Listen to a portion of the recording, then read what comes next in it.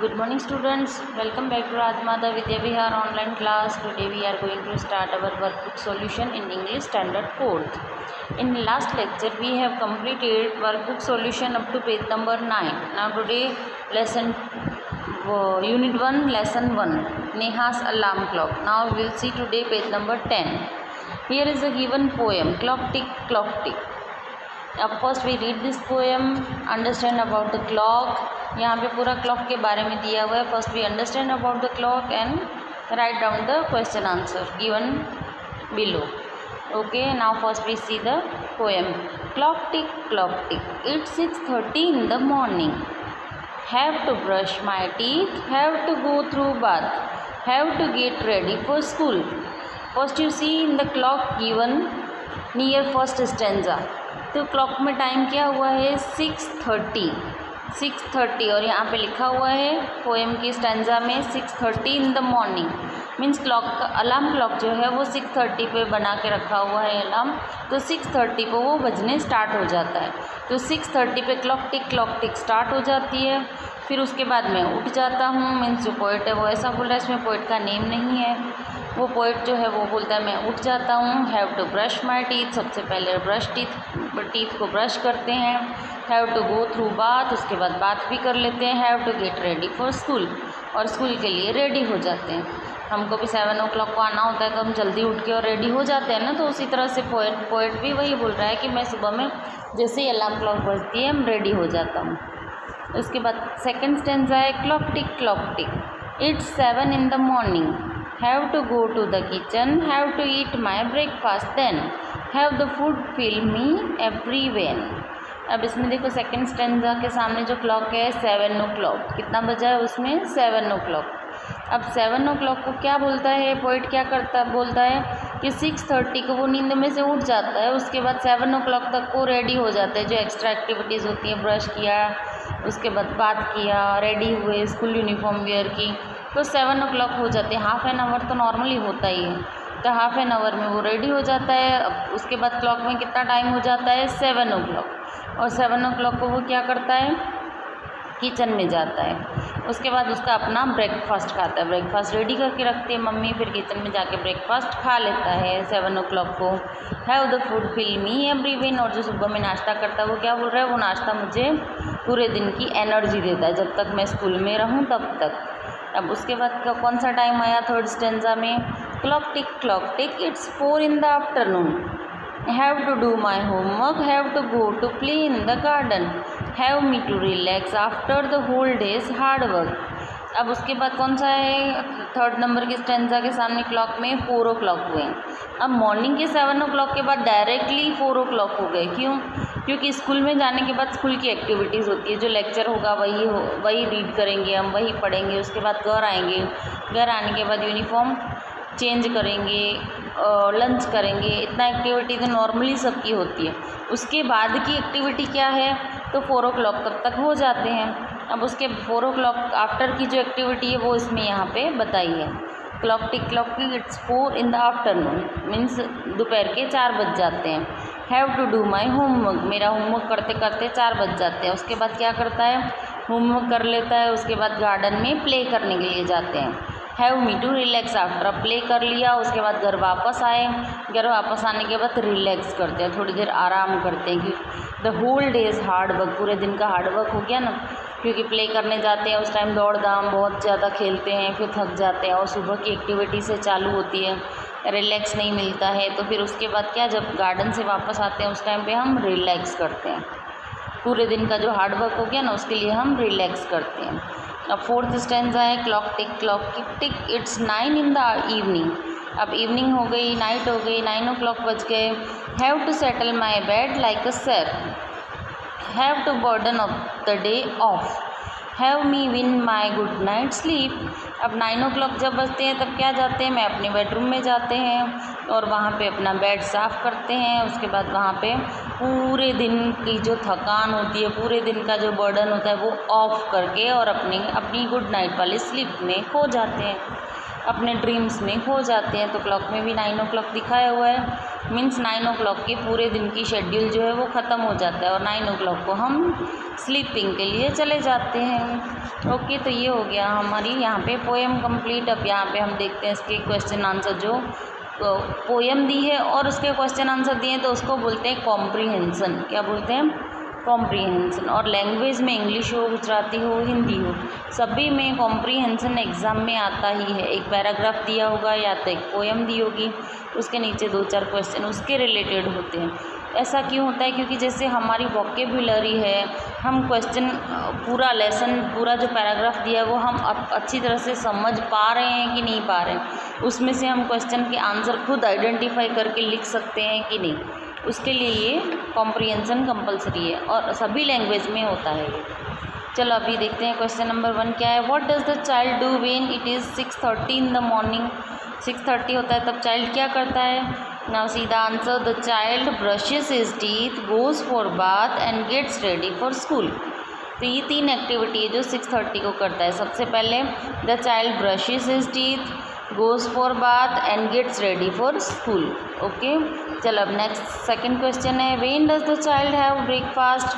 Breakfast कब खाते हैं? The child eats his breakfast at 7 in the morning. अब रेडी हो गया, उसके बाद 7 o'clock को वो अपना ब्रेकफास्ट खा लेता है किचन में जाके। Now turn page and question number 3। What does the child do when it is 4 in the afternoon? जब 4 बजते हैं तब चाइल्ड क्या करता है? The child does his homework when it is 4 in the afternoon.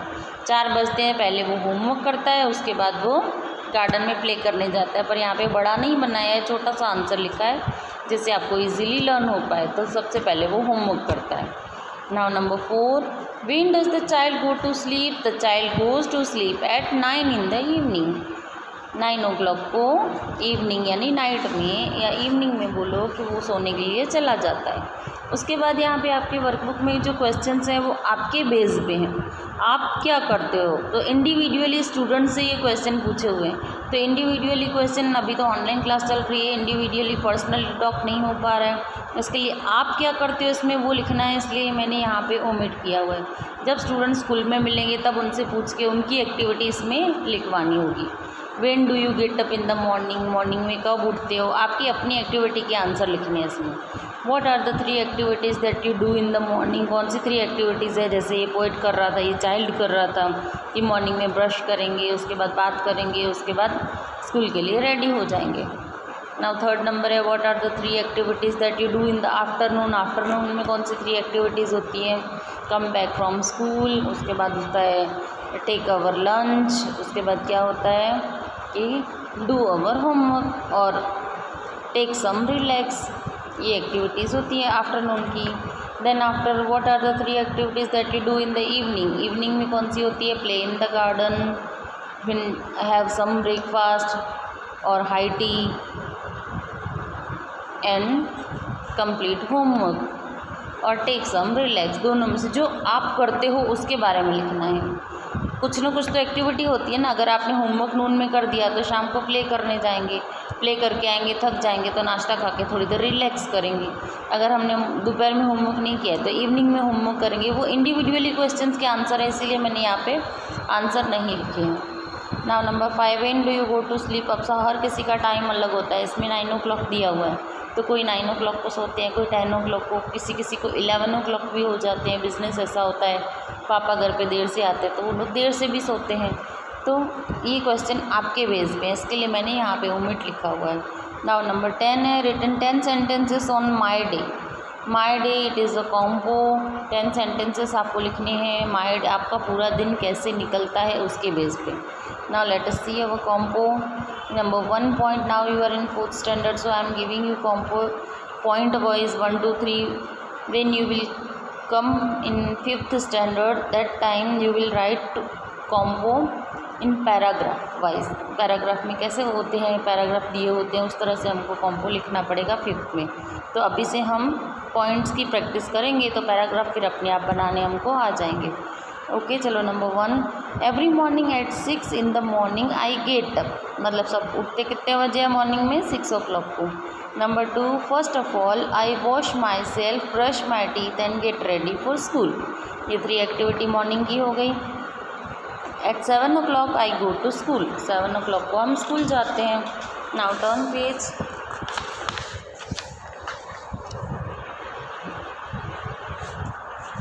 Then after number 4 is after returning to home at 12:30 I take my lunch. सबसे पहले lunch लेते हैं, उसके बाद take rest at least 1 hour। At 2 to 4 PM I do my homework.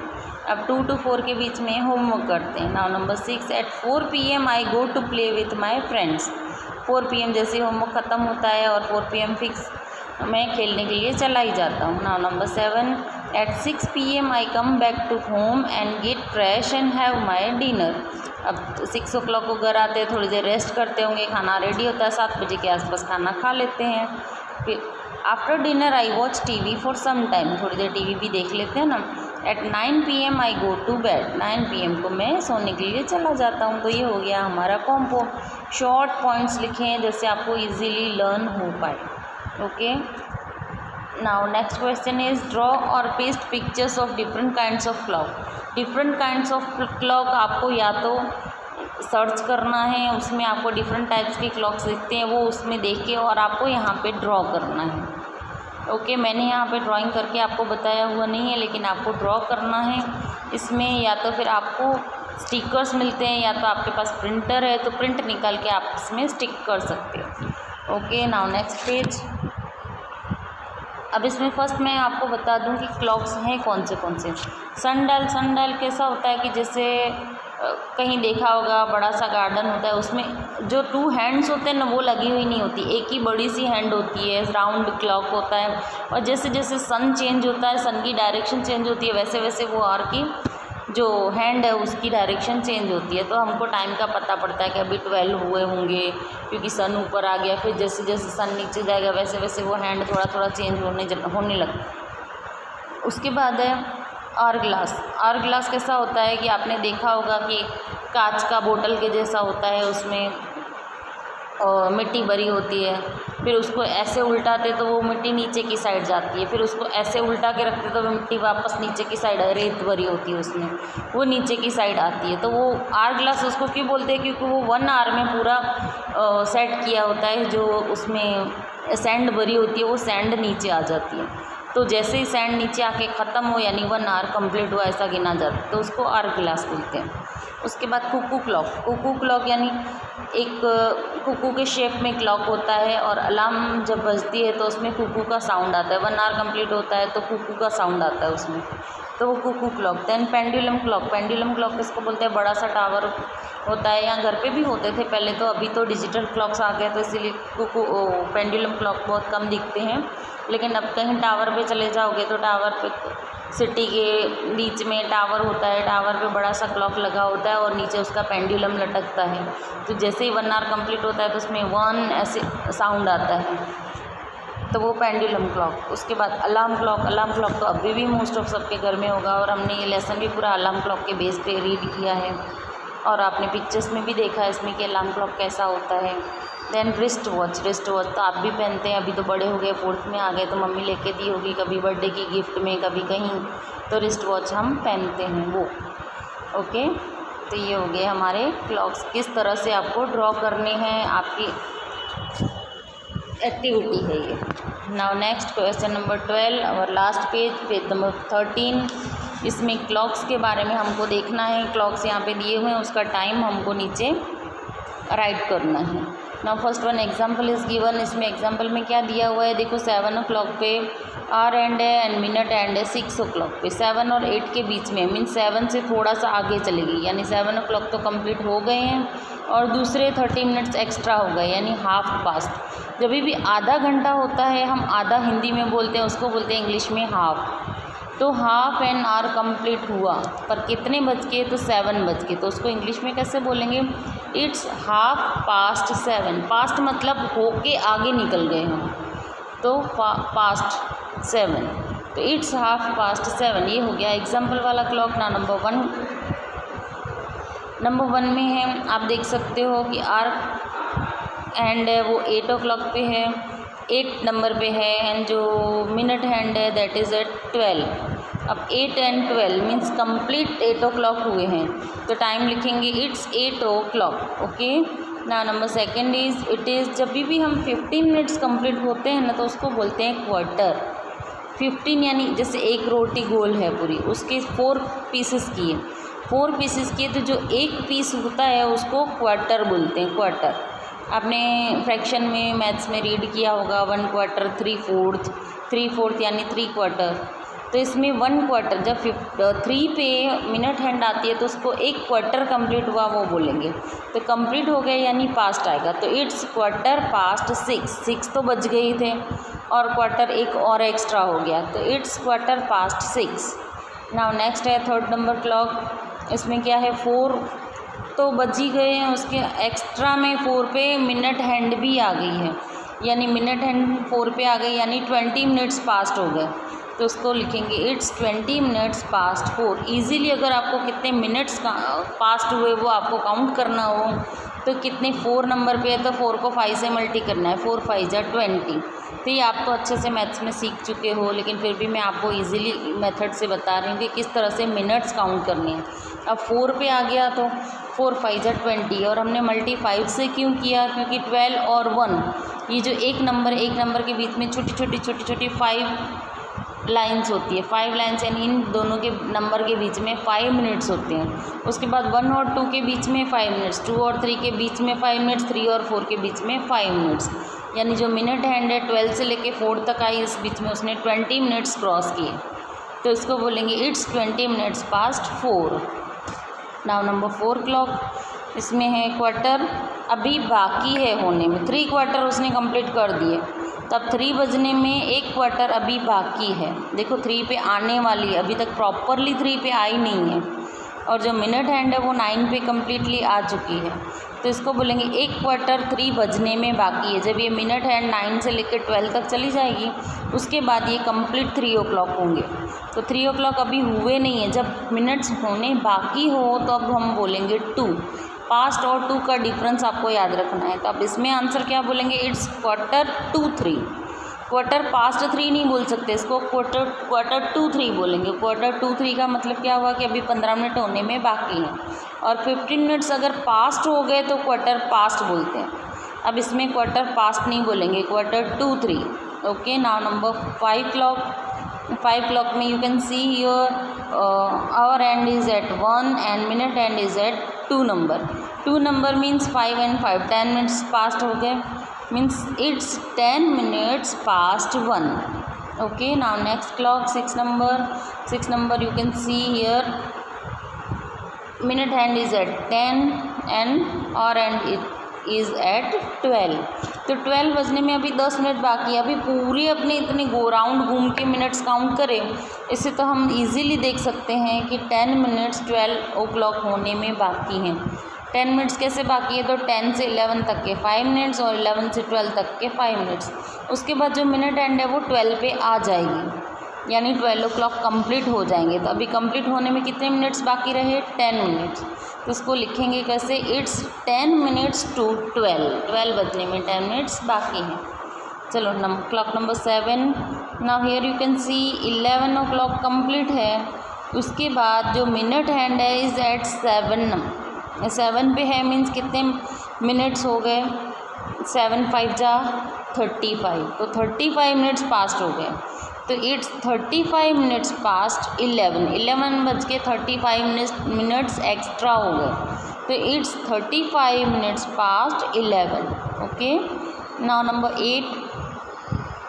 8 में क्या है, you can see here 9 o'clock तो कंप्लीट हो गए, लेकिन minute hand is at 1 means 5 minutes past हो गए, तो we can say here it's 5 minutes past 9।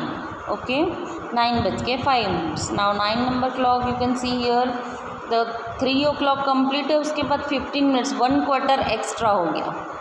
कभी भी 3 पे हो तो क्वार्टर पास्ट, और 9 पे मिनट हैंड हो तो क्वार्टर 2, और अगर 6 पे मिनट हैंड हो तो हाफ पास्ट। ये 3 चीज़ याद रखनी है आपको, तो क्वार्टर पास्ट में टाइम आपको बोलने आ जाएगा।